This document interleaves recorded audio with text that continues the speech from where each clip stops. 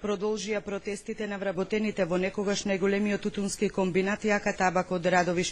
95 вработени од некогашните 380 велат дека нема да се откажат се до конечното решавање на нивниот работен статус и денеска одбија да бидат сезонски работници во Струмица Табак, на кои под наем биле дадени дел од магазините на Јака Табак.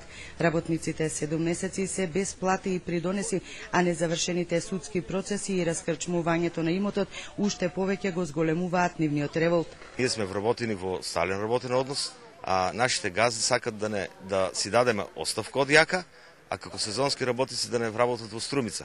А дали после тоа ќе не вработат пак во Јака или е тоа само трик за да може да се ослободат од нас, тоа не знаеме.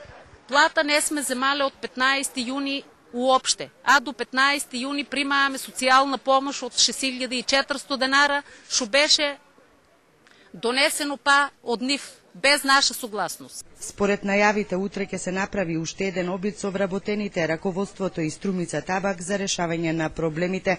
Од 2007 година во оваа фирма тутун не се откупува, а со годишен откуп на 4 милиони килограми тутун, Јака Табак беше еден од најголемите тутунски комбинати во поранешна Југославија.